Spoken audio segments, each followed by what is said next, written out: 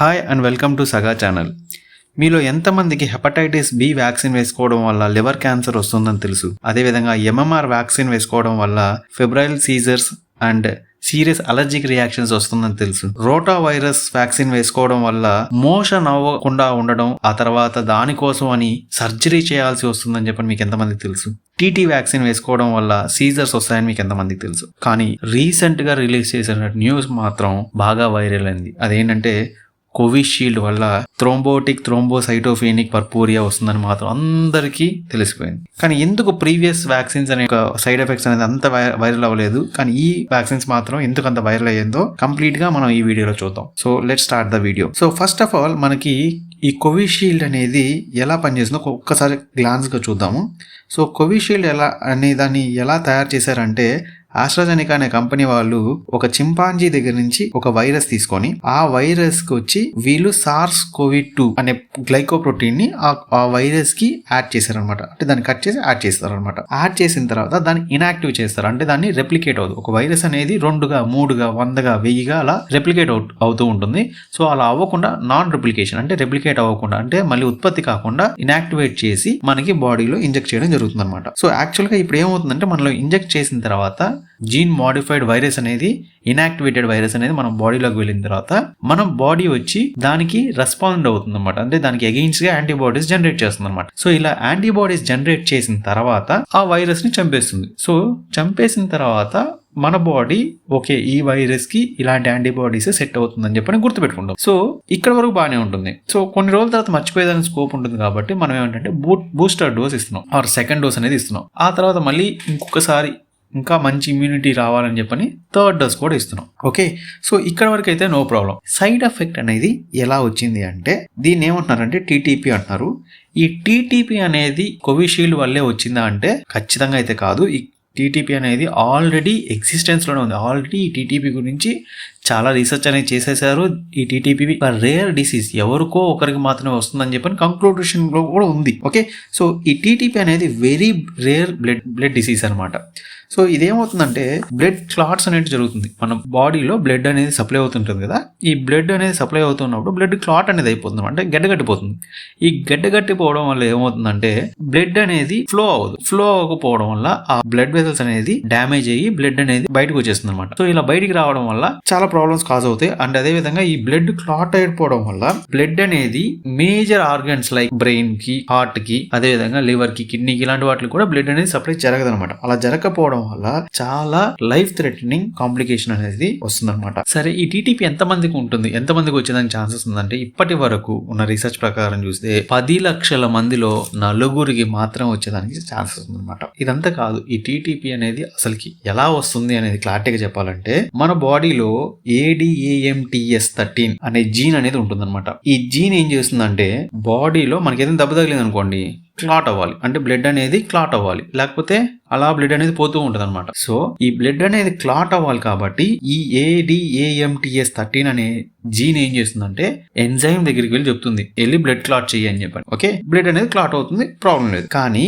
ఇందాక మనం వ్యాక్సిన్ గురించి మాట్లాడుకున్నప్పుడు ఇమ్యూన్ రెస్పాన్స్ అనేది చెప్పాం కదా, అక్కడ ఏమవుతుందంటే ఇమ్యూనిటీ అనేది అగైన్స్ ద వైరస్ ఫైట్ చేయాలి. కానీ ఎప్పుడైతే ఇమ్యూనిటీ అనేది మన బాడీలో ఉండే ఆర్గన్స్ ఆర్ జీన్స్ మీద యాక్ట్ అవడం మొదలు పెడుతుందో దాన్ని ఆటో ఇమ్యూన్ డిజార్డర్. సో అలానే ఈ ఇమ్యూనిటీ అనేది పోయి ఈ ADAMTS13 జీన్ మీద యాక్ట్ అవుతుంది అనమాట. అంటే దానిపైన చేయనివ్వదు. బ్లడ్ అనేది ఎక్కడ పడితే అక్కడ క్లాట్ అయిపోతుంది అనమాట. ఎక్కడ పడితే అక్కడ క్లాట్ అవ్వడం వల్ల సేమ్ ఇందాక మనం చెప్పినట్టు బ్లడ్ అనేది మేజర్ ఆర్గాన్స్ పోదు, మేజర్ ఆర్గాన్స్ పోకపోతే అక్కడ నుంచి మనకి లైఫ్ థ్రెటనింగ్ అనేది జరుగుతుంది. దీని యొక్క సిమ్టమ్స్ ఎలా ఉంటుందంటే ఆల్రెడీ చెప్పాను, బ్లడ్ అనేది లీకేజ్ ఉందన్నమాట. ఆ బ్లడ్ వెజల్స్ నుంచి, స్కిన్ నుంచి, మ్యూకస్ నుంచి లీక్ అవడం, తర్వాత రక్తహీనత రావడం, అలసట, వీక్నెస్, కన్ఫ్యూజన్ వచ్చేస్తుంది. ఎందుకంటే బ్లడ్ లేకపోతే కన్ఫ్యూజన్ వస్తుంది కదా బ్రెయిన్ లో. సో అలానే జ్వరం, బ్రెయిన్ స్ట్రోక్ రావచ్చు, అదేవిధంగా హార్ట్ స్ట్రోక్ రావచ్చు, సీజర్స్ రావచ్చు, షార్ట్ బ్రీతింగ్ అంటాం అనమాట. అంటే త్వరగా బ్రీతింగ్ చేయడం, చిన్నగా బ్రీతింగ్ చేయడం, త్వరగా హార్ట్ రేట్ కొట్టుకోవడం 100కు పైన, అదేవిధంగా కామెల్ రావడం. సో ఇలాంటివన్నీ కూడా ఈ టీటీపీ ఉన్న వాళ్ళకి ఖచ్చితంగా చూసుకోవాల్సింది. సో ఇలాంటి సిమ్టమ్స్ ఏంటంటే మీరు వస్తే ఖచ్చితంగా ఫిజిషియన్ ని కలవాలన్నమాట. సో అదేవిధంగా దీనికి టెస్ట్లే లేవా అంటే దీనికి చాలా టెస్ట్లు ఉన్నాయి. మనకి స్టార్టింగ్ లో కోవిడ్కి టెస్ట్లే లేవు, కానీ ఇప్పుడు నేను చెప్పే టీటీపీకి ఆల్రెడీ టెస్ట్లు ఉన్నాయి. సో టెస్ట్లు మనం చేయించుకుంటే సరిపోతుంది. ఓకే, సో ఏ టెస్ట్లు ఉన్నాయి? టీబీసీ ఫర్ ప్లేట్లెట్స్ కి, అదేవిధంగా యూరిన్ టెస్ట్, కిడ్నీ బాగా పనిచేస్తుందా లేదా యూరిన్ టెస్ట్ చేసుకోవచ్చు. ADAMTS 13 అస్సే చేసుకోవచ్చు, ఆ జీన్ అనేది పనిచేస్తుందా లేదా అస్సే టెస్ట్ లో చేసుకోవచ్చు. లాక్టేట్ డిహైడ్రోజినేస్ టెస్ట్ ఒకటి చేసుకోవచ్చు. సో ఈ టెస్ట్లు చేసి మన బాడీలో ఆ జీన్ అనేది బాగా పనిచేస్తుందా లేదా అని చెప్పి చెక్ చేసుకుంటాం అనమాట. ఈ జీన్ అనేది పనిచేస్తే మనకి టీటీపీ అనే డిసీజ్ అనేది రాదు. ఓకే, సో దీనికి ట్రీట్మెంట్ ఉందా లేదా అని అడిగితే దీనికి పక్కా ట్రీట్మెంట్ ఉందన్నమాట. సో ట్రీట్మెంట్ ఏంటంటే ప్లాస్మా ట్రీట్మెంట్ ఒకటి. ఓకే, బ్లడ్ లో ఉండే ప్లాస్మాని తీసి రీప్లేస్ చేస్తారనమాట. సో అలా చేసినప్పుడు కూడా ఈ డిసీజ్ అనేది పోయేదానికి ఛాన్సెస్ ఉంది. సెకండ్ ఏంటంటే మెడికేషన్ ఉంది, అంటే మాత్రలు ఉన్నాయి, లైక్ గ్లూకోకార్టికాయిడ్స్ అనేది దాంట్లో కొన్ని రకాలు ఉన్నాయి, అవన్నీ కూడా యూజ్ చేసుకొని దీన్ని ట్రీట్ చేసుకోవచ్చు అనమాట. మూడవది సర్జరీ. సర్జరీ ఎందుకు అబ్బాయి అంటే సర్జరీ ఏంటంటే మన బాడీలో ఒక ముఖ్యమైన ఆర్గన్ ఉంటుంది, దాని పేరు స్ప్లీన్ అంటాం. మన బాడీలో స్ప్లీన్ ఏం చేస్తుందంటే ఆటో ఇమ్యూన్ డిజార్డర్ వచ్చేదానికి మోర్ స్కోప్ ఇస్తుంది అనమాట. అలాగా ఉన్న పరిస్థితుల్లో స్ప్లీన్ ని తీసేస్తారు. సో అప్పుడు కూడా సర్జరీ చేయాల్సి వస్తుంది. కోవిడ్ వచ్చిన తర్వాత మాత్రం మనం ముఖ్యంగా మాట్లాడుకోవాల్సింది, నేను ఈ టీటీపీని ట్రీట్మెంట్ చేసుకోవచ్చా అని అంటే ఖచ్చితంగా కాదు, మీరు చేసుకోకూడదు. ఓకే, ఎందుకంటే సిమ్టమ్స్ మీరు చూసారనుకోండి, వెళ్ళి డాక్టర్ని కలవాలి. డాక్టర్ని కలిస్తే వాళ్ళు పర్ఫెక్ట్ ట్రీట్మెంట్ ఇస్తారు. ఓకేనా? అంతేగాని ఎందుకు చెప్తున్నాను అంటే ట్రీట్మెంట్ చేయకపోతే దీని యొక్క మొర్టాలిటీ రేట్, అంటే చనిపోవడానికి కారణం ఏదన్నమాట. మొర్టాలిటీ రేట్ అంటే జబ్బు వచ్చిన వాళ్ళు ఎంతమంది చనిపోయేదాన్ని మొర్టాలిటీ రేట్ అంటాం.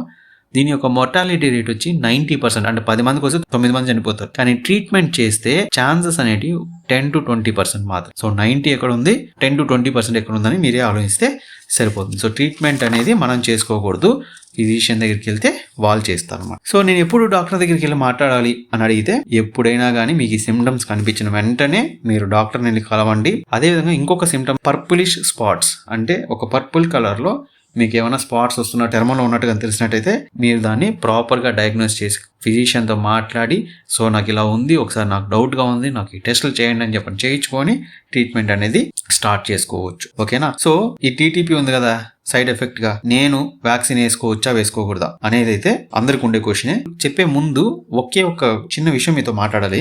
అదేంటంటే దేనికి సైడ్ ఎఫెక్ట్స్ లేవండి. ఫస్ట్ అన్నం తింటున్నాం, ఓబకాయ సైడ్ ఎఫెక్ట్ కాదు. నీళ్లు తాగుతున్నాం, హైపోనెట్రిమియా అనేది ఒక సైడ్ ఎఫెక్ట్, అది చావుకు కూడా దారితీస్తుంది. మనం ఎంతగానో చెప్పే ఐరన్ ఎక్కువ తీసుకుంటే ఆర్గన్స్ డ్యామేజ్ అయిపోతాయి. సోడియం అండి, సోడియం తీసుకుంటే బీపీ అందరికి తెలిసిందే. కాల్షియం ఎక్కువ తీసుకుంటే కిడ్నీలో రాళ్ళు. మరీ రీసెంట్ గా దారుణం ఏంటంటే B3 నియాసిన్ తీసుకుంటే క్యాన్సర్ అని చెప్పంటున్నారు. సో ఏది తీసుకున్నా కానీ దాంట్లో సైడ్ ఎఫెక్ట్స్ అనేది కంపల్సరీ. అవన్నీ తీయలేం కాబట్టి దాన్ని మనం ఏం చేసుకోవాలంటే వాటితో పాటు లేకపోతే కంట్రోల్ గా వాడుకోవడం మాత్రమే మనం చేయగలం. సో ఒక సైడ్ ఎఫెక్ట్ వచ్చింది అంటే దానికి ఆల్టర్నేటివ్ ఏంటి చూసుకోవడం తప్ప, ఇవి నేను తీసుకోవచ్చా తీసుకోకూడదా ఈ డిబేట్స్కి వెళ్ళిపోయేసి ఇది నేను చేయకూడదు, ఇది నేను తీసుకుంటే నాకు ఏదైనా ప్రాబ్లం వస్తుంది, ఇలాంటివి అయితే ఫస్ట్ ఆఫ్ ఆల్ మైండ్ నుంచి తీసేయాలి. ఎందుకు ఈ మాట చెప్తున్నానంటే ఒక్కసారి ఇప్పుడు మీరందరూ హ్యాపీగా అందరూ నార్మల్ లైఫ్ బతుకుతున్నారు కాబట్టి ఈ సైడ్ ఎఫెక్ట్ అనేది మీకు పెద్ద న్యూస్ చేసి మీరందరూ అది ఇది అని మాట్లాడుతున్నారు. కానీ ఒకసారి ఆలోచించండి, 2020లో వ్యాక్సిన్ లేదు. ఎంతమందికి క్లినికల్ ట్రయల్స్ గురించి తెలుసు? కానీ ఆ రోజు అందరూ ఏం మాట్లాడారు? క్లినికల్ ట్రయల్స్ అయితే అయ్యింది, మాకు వ్యాక్సిన్ ఇవ్వండి ఫస్ట్. వ్యాక్సిన్ డోసెస్ లేవంటే ఏం చేస్తుంది గవర్నమెంట్? ఎన్నెన్నో మాట్లాడు, ఎవ్రీథింగ్ ఈజ్ రికార్డెడ్. మీరు కావాలంటే యూట్యూబ్లోకి వెళ్ళి మీరు చెక్ చేసుకోండి. అప్పుడు మనం మాట్లాడిన మాటలకి వ్యాక్సిన్ ఇవ్వకుండా ఉంటే ఖచ్చితంగా వర్కౌట్ అయితే అయ్యేదే కానే కాదు. అండ్ వ్యాక్సిన్ వల్ల ఇదంతా వచ్చింది అంటే సైడ్ ఎఫెక్ట్ అనేది ఖచ్చితంగా ఉంటుంది. ఆ సైడ్ ఎఫెక్ట్ వస్తే ఆ సైడ్ ఎఫెక్ట్ కి ట్రీట్మెంట్ అయితే ఉంది మన దగ్గర. ప్రస్తుతానికి ఆ సైడ్ ఎఫెక్ట్ కి లక్కీలీ మన దగ్గర ట్రీట్మెంట్ ఉంది. అంతేగాని ఈ సైడ్ ఎఫెక్ట్ అనేది క్యాన్సరో లేకపోతే ఇంకొక జబ్బో ఇంకోటి ఏదో కాదు, ఏదైతే ట్రీట్మెంట్ లేనిదైతే కాదు. ఆల్రెడీ క్లియర్ ట్రీట్మెంట్ ఉండే డిసీజే మనకు వచ్చింది. అండ్ ఇంకొకటి చెప్పాలంటే ఈ టీటీపీ అనేది ఎందుకు వస్తుంది? ఓన్లీ దీనివల్లే వస్తుంది అంటే కాదు. ఈ టీటీపీ అనేది క్యాన్సర్ ఉండే వాళ్ళకి కూడా వస్తుంది. అదేవిధంగా ప్రెగ్నెన్సీ ఉండే వాళ్ళకి కూడా వస్తుందండి బాబు. HIV ఉండే వాళ్ళకి స్టెమ్ సెల్స్ అని చాలాసార్లు విన్నాం కదా, స్టెమ్ సెల్స్ కానీ బోన్ మ్యారో కానీ ట్రాన్స్ప్లాంటేషన్ జరుగుతుంది చూసారా, ఆ టైంలో కూడా ఈ డిసీజ్ వచ్చేదానికి ఛాన్సెస్ ఉంది. అండ్ కొన్ని మనం జనరల్ గా యూజ్ చేసే డ్రగ్స్ లైక్ సైక్లోస్పోరిన్ లేకపోతే క్లోప్డాగ్రిల్ మీరు చాలాసార్లు వినే ఉంటారు, ఈ డిసీజ్ వచ్చేదానికి చాలా ఛాన్స్ ఉంటుంది అనమాట. ఇవన్నీ కాదు, మీకు తెలుసా ఇన్ఫ్లుయెన్జా వ్యాక్సిన్, నిమోనోకోకల్ వ్యాక్సిన్ వేసుకునేటప్పుడు, H1N1 వ్యాక్సిన్ వేసుకునేటప్పుడు, రాబీస్ కుక్క కరిస్తే వేసుకుంటున్నారు కదా, కుక్క కరిస్తే వేసుకునే రాబీస్ వ్యాక్సిన్ వేసుకున్నా కానీ ఈ టీటీపీ డిసీజ్ వచ్చేదానికి ఛాన్సెస్ ఉంది. సో ఇప్పుడు చెప్పండి, కోవిషీల్డ్ మాత్రమే వేసుకుంటే టీటీపీ వస్తుందా? కానే కాదు. ఇవన్నీ కూడా ఏంటంటే న్యూస్ ఛానల్స్ అండ్ కొంతమంది ఏం చేస్తారంటే ఒక విషయాన్ని చాలా హైప్ చేసి చెప్తారనమాట. కానీ ఇలా నీట్గా ఇది కామనే, అందరికీ వచ్చేదే, ఇలాంటివన్నీ కామన్గా మనం part and parcel of life అని అంటే ఎవరు నమ్మరు. ఇదే ఫ్యాక్ట్. సో దీనికి మించి ఇంకేం ఫ్యాక్ట్ లేదు ఇక్కడ. కానీ నేను చాలా ఈ వీడియో మెయిన్గా చేయాల్సిన రీజన్ ఏంటంటే చాలా మంది చెప్పారు నాకు ఇలాంటి సిమ్టమ్స్ చాలా వచ్చాయి, నేను వ్యాక్సిన్ వేసుకున్న తర్వాత తల తిరుగుతూ ఉండేది, నాకు తెలిసిన వాళ్ళు చనిపోయారు, చాలా మంది అయితే మా హస్బెండ్ చనిపోయారు, మా వైఫ్ చనిపోయారు అని చెప్పి యూట్యూబ్స్లో కానీ లేకపోతే చాలా న్యూస్ పేపర్స్ ఆర్టికల్స్లో కమెంట్స్ పెట్టడం నేను చూశాను. ఎస్, నేను అది తప్పు అని నేను చెప్పట్లేదు. బట్ మనకున్న సిచ్యువేషన్ ప్రకారం ఆ టైంలో మనకి వ్యాక్సిన్ చాలా చాలా ఇంపార్టెంట్. నేను ఛాలెంజ్ చేసి చెప్తున్నాను, 50% ఆఫ్ ది పీపుల్ బతికున్నారు అంటే వ్యాక్సిన్ వల్లే. అది కోవాక్సిన్ కోవిషీల్డా వేరేదా నేను మాట్లాడలేదు. కానీ వ్యాక్సిన్ వల్లే మనం జనరల్ లైఫ్కి వచ్చేస్తున్నాం మళ్ళీ. లేకపోతే మీరు ఆలోచించండి, 4 సంవత్సరాల క్రితం లేకపోతే 3 సంవత్సరాల క్రితం లాక్డౌన్ వేసుకొని ఇంట్లో ఉన్నాం. ఆ టైంలో మనకి వ్యాక్సిన్ కావాలి. కొంచెం మీరే ఆలోచించండి, ఆ టైంలో వ్యాక్సిన్ కావాలి కాబట్టి వ్యాక్సిన్ తీసుకున్నాం. బట్ మనం తీసుకున్న వ్యాక్సిన్కి వచ్చి సైడ్ ఎఫెక్ట్స్ చాలా చాలా చాలా అంటే చాలా తక్కువ. సో ఈ వ్యాక్సిన్ తిట్టేదానికంటే కూడా ఆ సైంటిస్టులు ఏదైతే ఈ వ్యాక్సిన్ కనిపెట్టారో ఆ సైంటిస్టులకి ఒక సెల్యూట్ కొట్టి హ్యాపీగా ఉండడం మనం నేర్చుకోవాల్సింది మెయిన్గా. ఇంకో విషయం కూడా చెప్పాలి, ఈ వ్యాక్సిన్ విషయం అనేది చాలా సెన్సిటివ్ అండి. ఫన్ చేయకండి, క్రిటిసైజ్ చేయకండి. వ్యాక్సిన్ కనిపెట్టిన వాళ్ళందరూ ఈ ఫార్మా వాళ్ళందరూ అంతా అవన్నీ చెప్పబాకండి. దయచేసి అర్థం చేసుకోండి, నేను ఒక ఫార్మా ఫీల్డ్లో ఉండి నేను చెప్తున్నాను ఇవన్నీ కాదు. మేబీ ఫార్మా ఫీల్డ్లో డబ్బులు సంపాదించవచ్చు, కానీ వ్యాక్సిన్ కనిపెట్టడం చాలా కష్టమైన విషయం. ఓకేనా? సో ఇంత కష్టపడి ఒక విషయం చేసిన తర్వాత మనం దాన్ని మెచ్చుకోవాలి కానీ క్రిటిసైజ్ చేయకూడదు. మనం చేసే పనుల్లో కూడా ఏదో ఒక తప్పులు జరుగుతూ ఉంటుంది. సో దానికోసమని ప్రతి ఒక్కరు మనం వచ్చి క్రిటిసైజ్ చేస్తే మనకి ఎంత బాధపడుతుందో అలానే ఇది కూడా, రైట్?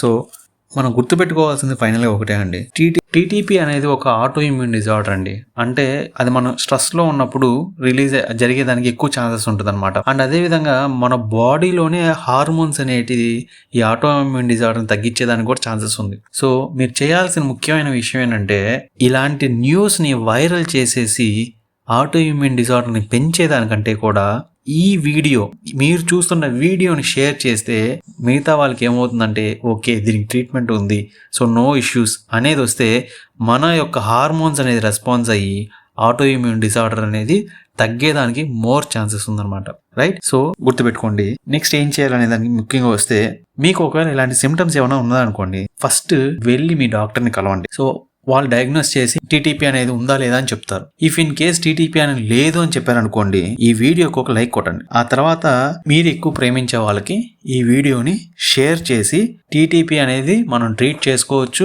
మనందరికి వచ్చేదానికి కూడా ఛాన్సెస్ చాలా తక్కువ అని చెప్పండి. ఆ తర్వాత ఎలాంటి డౌట్స్ ఉన్నా కానీ లేకపోతే మీరు ఈ వీడియో చూసిన తర్వాత హ్యాపీగా ఫీల్ అయి ఉంటే కింద హ్యాపీ అని కామెంట్ చేయండి. మరి ఇలాంటి ఎక్కువ ఇన్ఫర్మేషన్తో ఉండే విషయాల గురించి తెలుసుకోవాలనుకుంటే మాత్రం ఈ ఛానల్కి సబ్స్క్రైబ్ చేయండి. Thank you.